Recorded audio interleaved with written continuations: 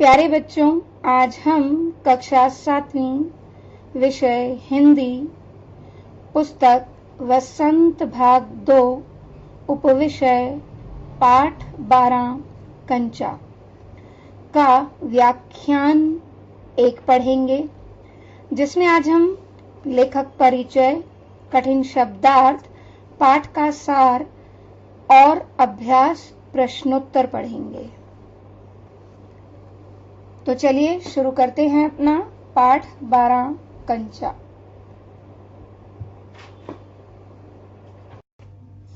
शब्दार्थ।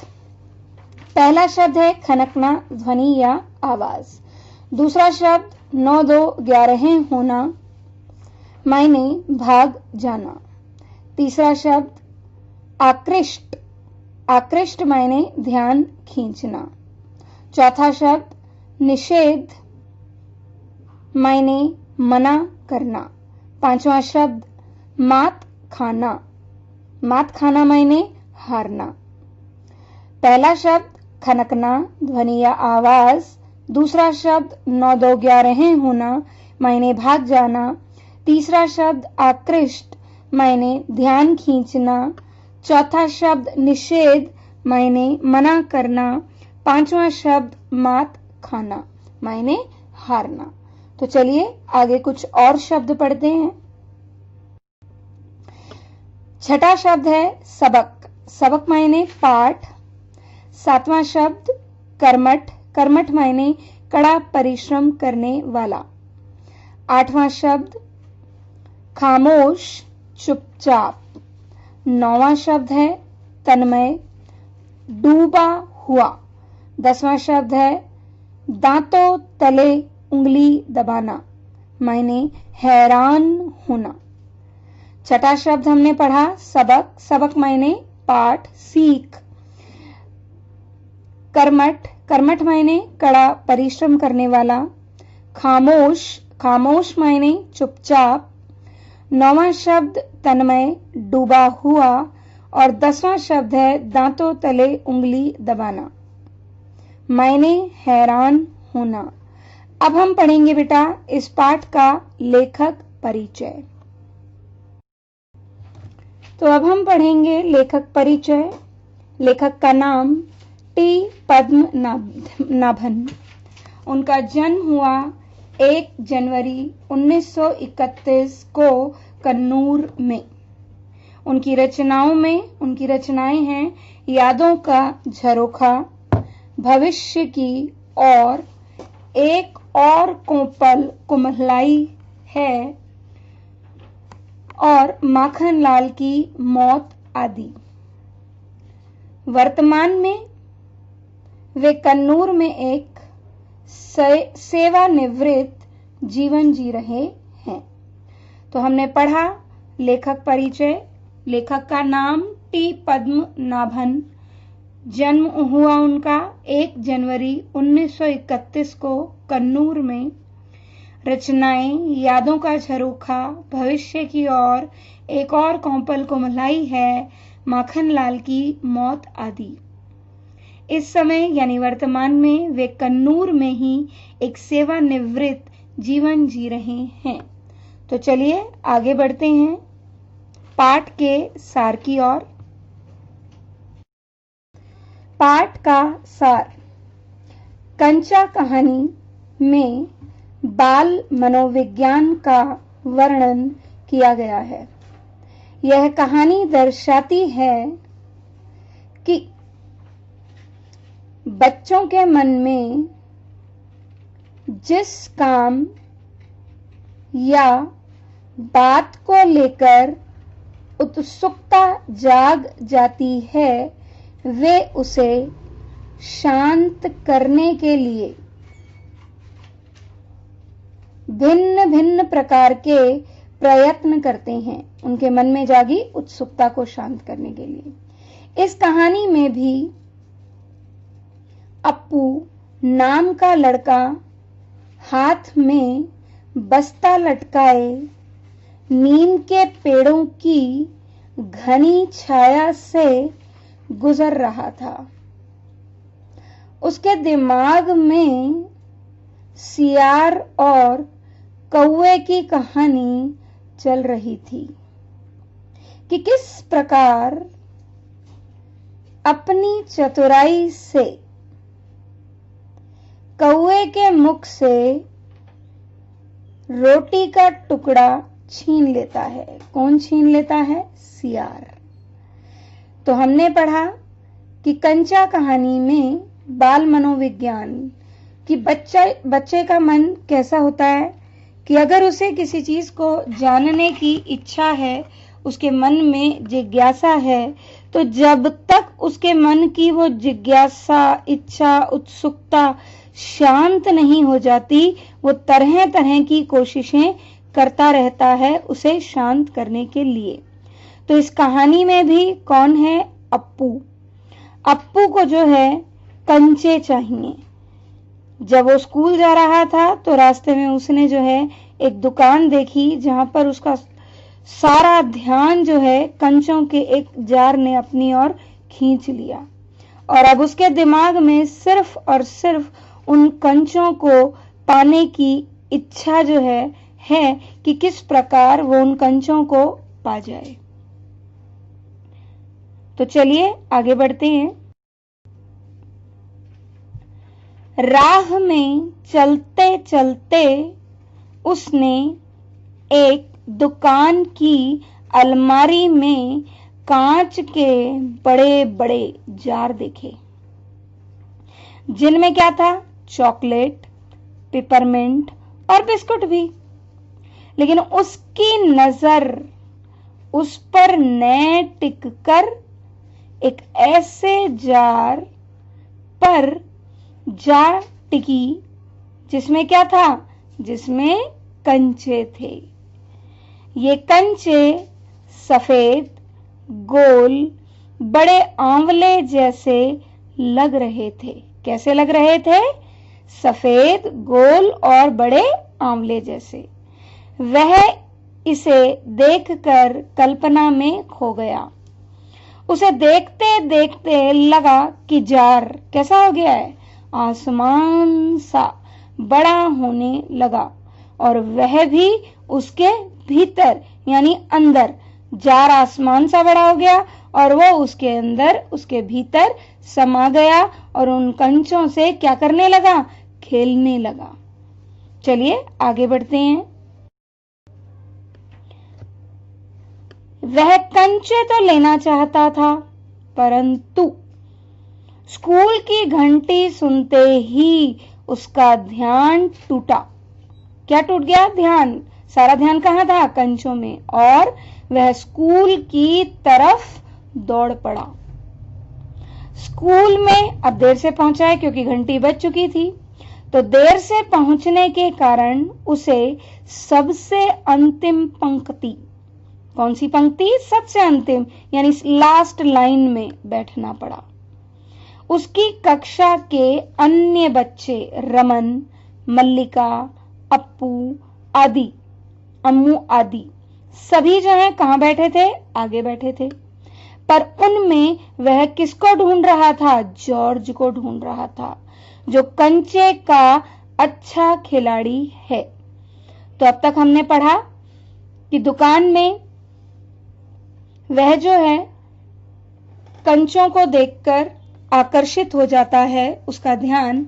अब वो उन कंचों को पाना चाहता है, लेकिन जैसे ही उसके कानों में स्कूल की घंटी की आवाज पड़ती है तो उसका सारा ध्यान कंचों से हट जाता है और वह स्कूल की तरफ दौड़ पड़ता है। स्कूल में देर से पहुंचने के कारण उसे अब कहां बैठना पड़ा? सबसे लास्ट लाइन में। उसकी कक्षा के अन्य बच्चे रमन, मल्लिका, अम्मू सब कहां बैठे थे? ये सारे उसके कौन थे? दोस्त। ये सब आगे बैठे थे और वो कहां बैठा था? सबसे अंतिम पंक्ति में। पर वो अपने इन मित्रों को नहीं ढूंढ रहा था, वो किसे ढूंढ रहा था? जॉर्ज को। जॉर्ज को क्यों ढूंढ रहा था? क्योंकि जॉर्ज जो है कंचे का एक अच्छा खिलाड़ी है। तो चलिए कहानी को आगे पढ़ते हैं। मास्टर जी बार बार बेंत को मेज पर मारकर रेलगाड़ी के बारे में बता रहे थे। पाठ क्या था? रेलगाड़ी के बारे में। वह अपनी कल्पना में खोया हुआ था। कौन? अप्पू। अप्पू जो है अपनी कल्पना में खोया हुआ था। वह सोच रहा था कि जॉर्ज के आने पर वह क्या करेगा? उसे कंचों के बारे में बताएगा। क्या बताएगा? कंचों के बारे में। और उसके साथ ही मिलकर वो क्या करेगा? कंचे खेलेगा। मास्टर जी उसके चेहरे के हाव भाव, अब उसका सारा ध्यान कहाँ था? कंचों में। अब ये बात मास्टर जी ने पहचान ली। हाव भाव देखकर पहचान गए कि अप्पू का ध्यान कहाँ नहीं है? पढ़ाई में नहीं है। वे उसके पास गए और उससे उन्होंने पूछा कि वे क्या पढ़ा रहे हैं।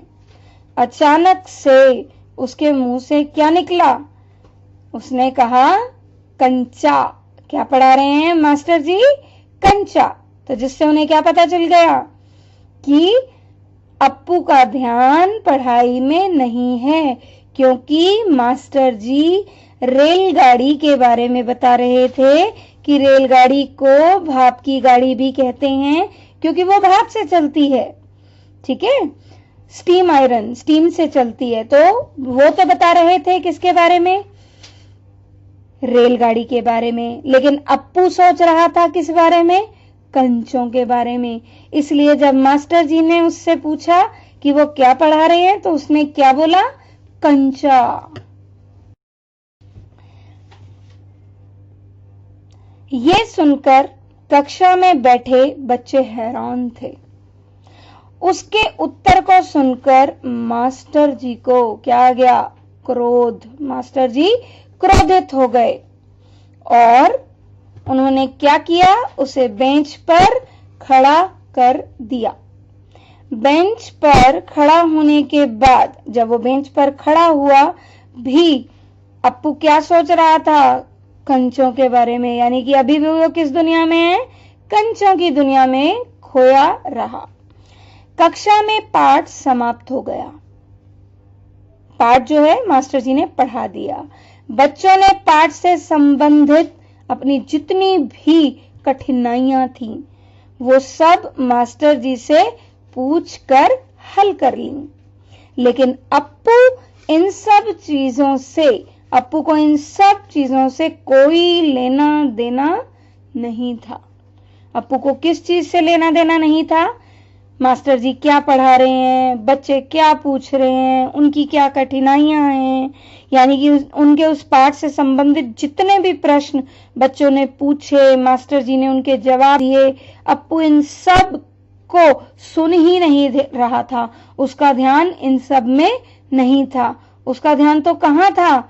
उसका ध्यान था कंचों में। वो तो कहाँ खोया हुआ था? कंचों की दुनिया में। तो चलिए आगे बढ़ते हैं।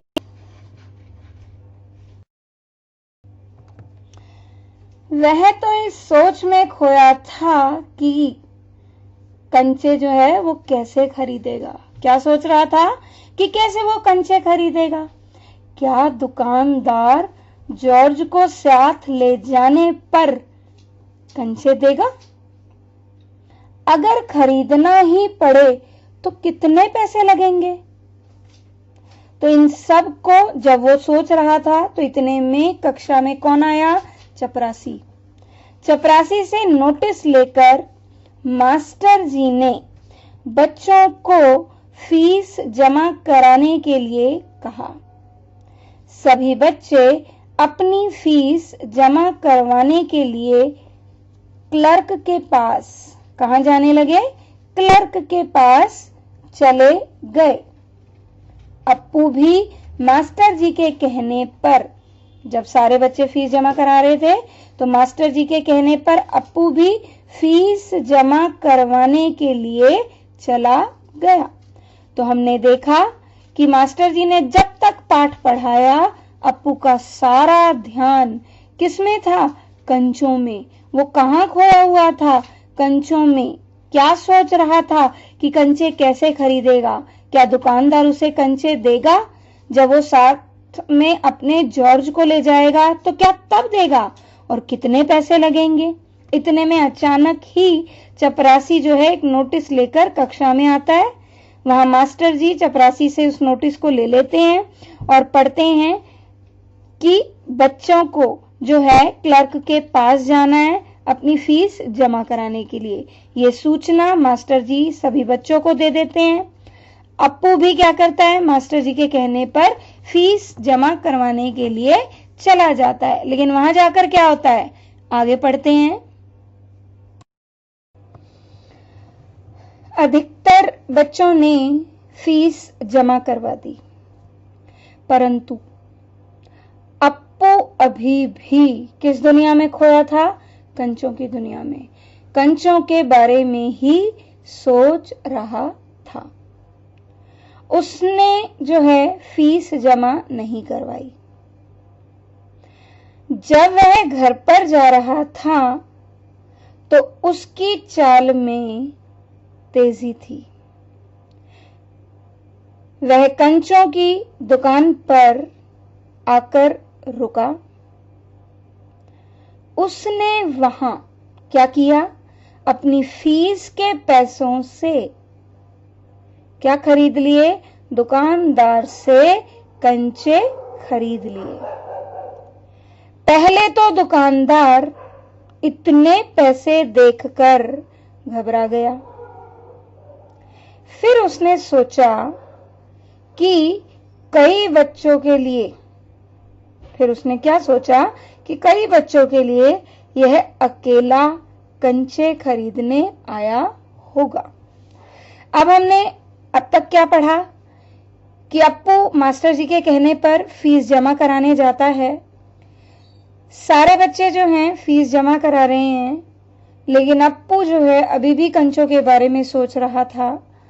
और वही सोचते सोचते पता नहीं उसके मन में क्या आया, उसने अपनी फीस जमा नहीं करवाई और अब वो घर की ओर लौटने लगा।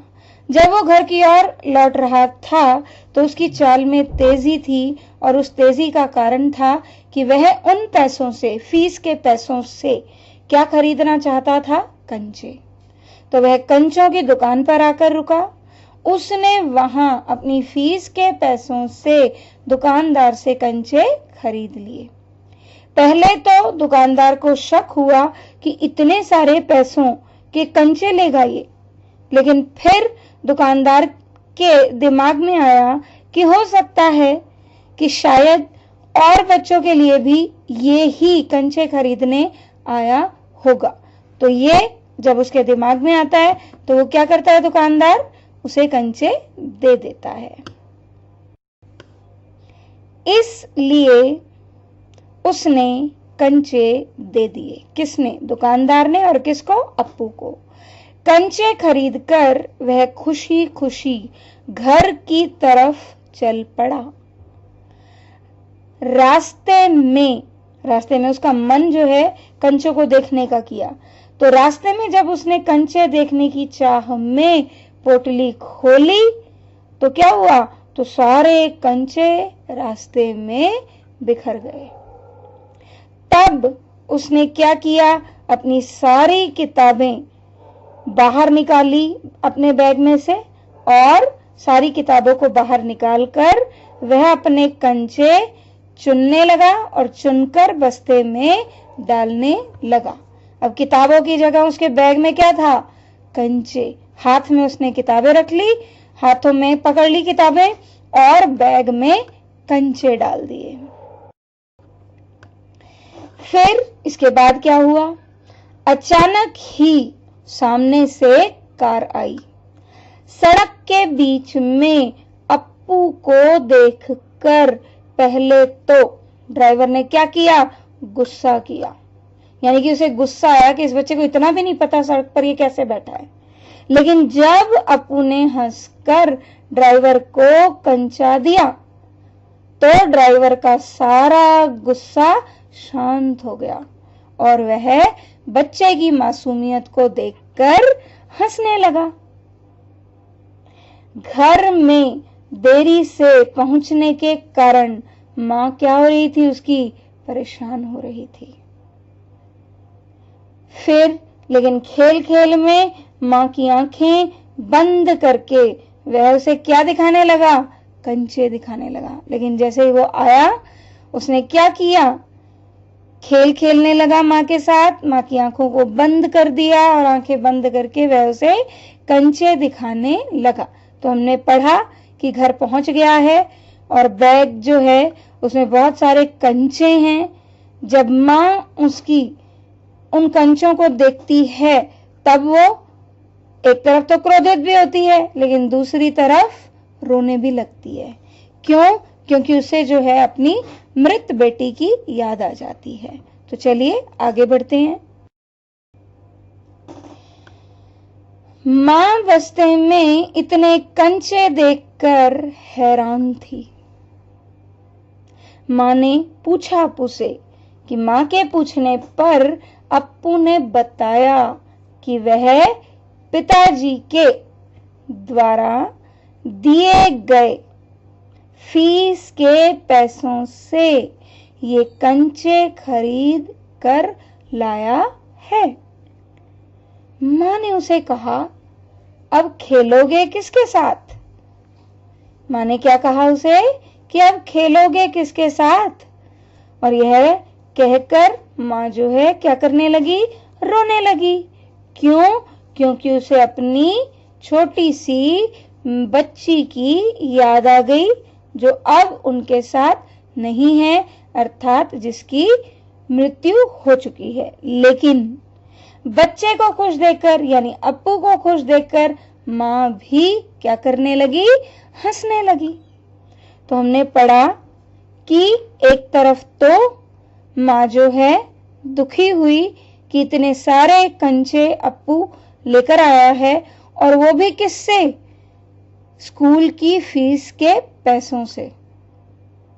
दूसरी तरफ अब बच्चा है, बच्चा खुश है, कंचे खरीद कर जो उसे खुशी मिल रही है, उस खुशी को देखकर मां भी क्या करने लगती है? हंसने लगती है। तो हमने इस पाठ में अप्पू के बाल मन के बारे में पढ़ा कि जिस प्रकार एक बच्चा जो है उसकी जो भी जिज्ञासा होती है ना, वो उसे शांत करने की कोशिश करता है। तो अप्पू ने भी क्या किया? उसी प्रकार अप्पू ने भी कंचे खरीद कर अपने मन की जो इच्छा थी उसको पूरा किया, जिज्ञासा को शांत किया। तो अब बेटा कुछ मौखिक प्रश्न हैं और फिर हम करेंगे अभ्यास प्रश्नोत्तर। तो चलिए अपने मौखिक प्रश्नों की ओर बढ़ते हैं। तो अब हम करेंगे कुछ मौखिक प्रश्न उत्तर। हमारा पहला मौखिक प्रश्न है, जॉर्ज कौन था? वह स्कूल क्यों नहीं आया था? तो जॉर्ज जो है कौन था? अप्पू की कक्षा में पढ़ने वाला छात्र था और वह लड़कों के बीच सबसे अच्छा कंचे का खिलाड़ी था। उसे बुखार था, इसलिए वह स्कूल नहीं आया। दूसरा प्रश्न, मास्टर जी कौन सा पाठ पढ़ा रहे थे? हमारा उत्तर है मास्टर जी रेलगाड़ी। कौन सा पाठ पढ़ा रहे थे? रेलगाड़ी का पाठ पढ़ा रहे थे। तो यहां हमने दो प्रश्न किए। जॉर्ज कौन था? वह स्कूल में क्यों नहीं आया था? जॉर्ज अप्पू की कक्षा में पढ़ने वाला छात्र था। वह लड़कों के बीच कंचों का सबसे अच्छा कंचे का खिलाड़ी था। उसे बुखार था, इसलिए वह स्कूल नहीं आया था। हमारा दूसरा प्रश्न, मास्टर जी कौन सा पाठ पढ़ा रहे थे? तो हमने पढ़ा था पाठ में कि मास्टर जी रेलगाड़ी के बारे में बता रहे थे, यानी कि रेलगाड़ी का पाठ पढ़ा रहे थे। तो चलिए आगे बढ़ते हैं।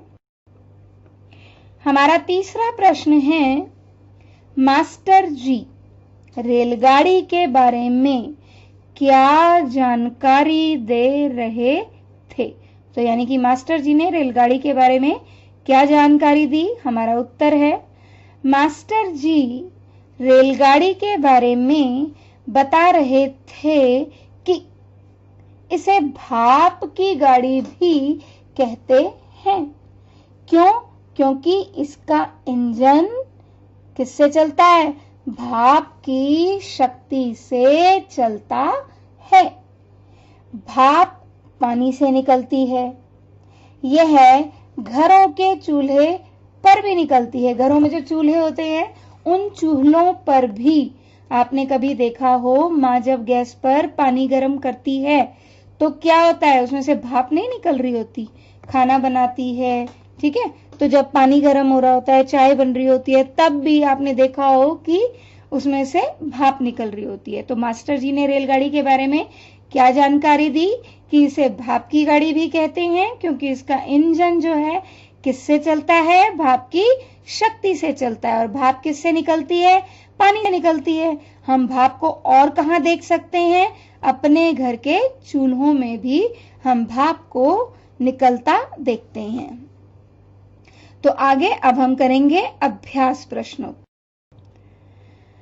तो बेटा हमारा पहला अभ्यास प्रश्न है, कंचे जब जार से निकलकर अप्पू के मन की कल्पना में समा जाते हैं तब क्या होता है? कंचे जब जार से निकलकर अप्पू की कल्पना में समा जाते हैं तब क्या होता है? उत्तर, कंचे जब जार से निकलकर अप्पू के मन की कल्पना में समा जाते हैं तब वह जार क्या हो जाता है? वह जार और कंचों के अलावा कुछ भी नहीं सोचता। कौन? अप्पू। अप्पू सिर्फ कंचों के बारे में सोचता है। उसे कल्पना की दुनिया में लगता है कि जैसे कंचों का जार बड़ा होकर आसमान सा बड़ा हो गया और वह उसके भीतर, भीतर मायने अंदर, समा गया। अब वो क्या कर रहा है? वह अकेला ही कंचे चारों ओर बिखेरता हुआ मजे से खेल रहा था। आंवले से गोल हरी लकीर वाले कंचे। कैसे कंचे? आंवले से गोल हरी लकीर वाले सफेद गोल कंचे उसके दिमाग में पूरी तरह छा गए।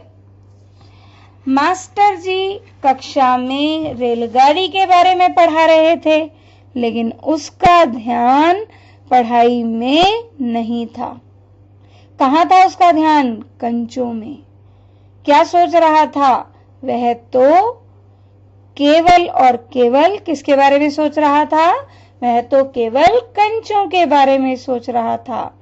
इसके लिए यानी कि ये जो कंचे है ना, इसके लिए उसने क्या किया? मास्टर जी से डांट भी खाई। आंवले से गोल हरी लकीर वाले सफेद गोल कंचे। आंवले से गोल हरी लकीर वाले सफेद कंचे उसके दिमाग में पूरी तरह छा गए। मास्टर जी कक्षा में रेलगाड़ी के बारे में पढ़ा रहे थे, लेकिन उसका ध्यान पढ़ाई में नहीं था। क्यों? क्योंकि वह तो केवल कंचों के बारे में सोच रहा था। इसके लिए उसे मास्टर जी से क्या पड़ी? डांट भी पड़ी। उसने डांट भी खाई मास्टर जी से। अगला प्रश्न अब है प्रश्न नंबर 2। दुकानदार और ड्राइवर के सामने अप्पू की क्या स्थिति है? वे दोनों उसको देखकर पहले परेशान होते हैं, फिर हंसते हैं। कारण बताइए। तो हमारा उत्तर है दुकानदार व ड्राइवर के सामने अप्पू एक छोटा बच्चा है जो अपनी ही दुनिया में मस्त है। दुकानदार उसे देखकर पहले परेशान होता है क्योंकि वह कंचों को देख तो रहा है, लेकिन क्या कर रहा है? वो कंचे देख तो रहा है लेकिन खरीद नहीं रहा। फिर जैसे ही अप्पू ने कंचे खरीदे तो वह हंस दिया। इसी तरह ऐसे ही जब अप्पू के कंचे सड़क पर बिखर जाते हैं तो तेज रफ्तार से आती कार का ड्राइवर यह देखकर परेशान हो जाता है कि वह दुर्घटना की परवाह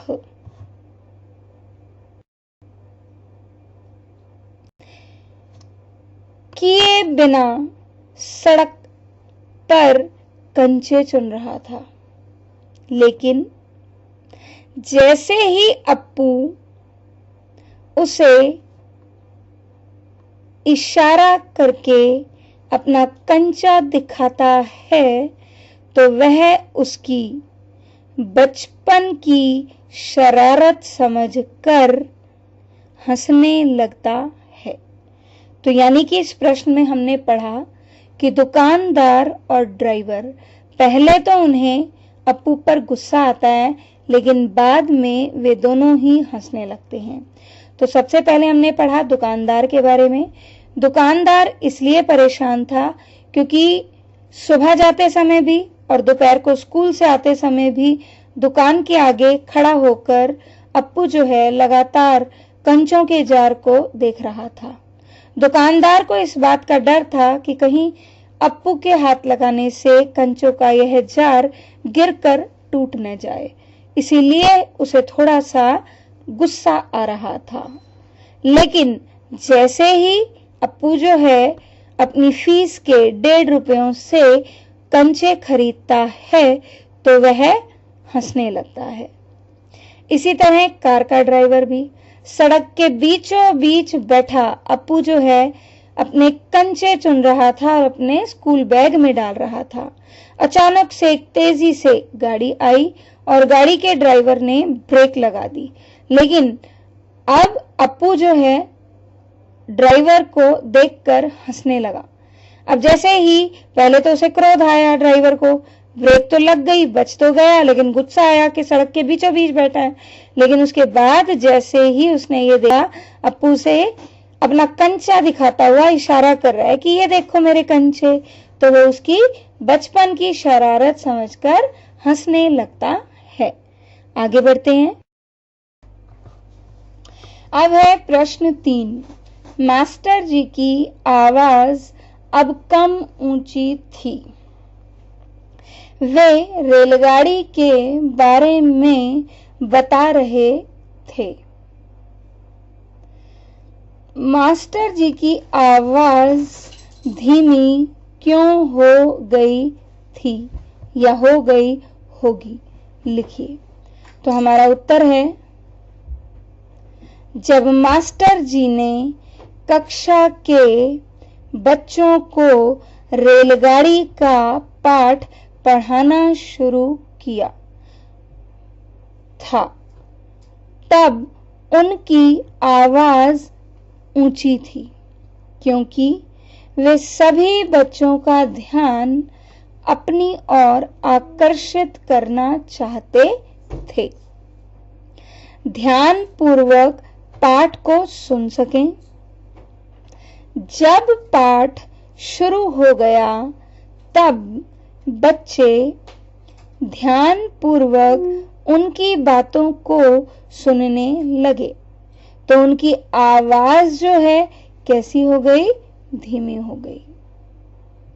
तो हमने पढ़ा कि जब मास्टर जी ने कक्षा के बच्चों को रेलगाड़ी का पाठ पढ़ाना शुरू किया था तब उनकी आवाज ऊंची थी क्योंकि वो क्या चाहते थे, वे सभी बच्चों का ध्यान अपनी ओर आकर्षित करना चाहते थे या पाठ की ओर आकर्षित करना चाहते थे। वे सब पाठ को ध्यानपूर्वक सुन सकें। वे ध्यानपूर्वक पाठ को सुन सकें।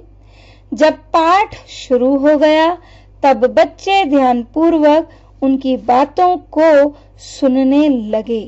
तो धीरे धीरे धीरे उन्होंने अपनी आवाज जो है धीमी कर ली।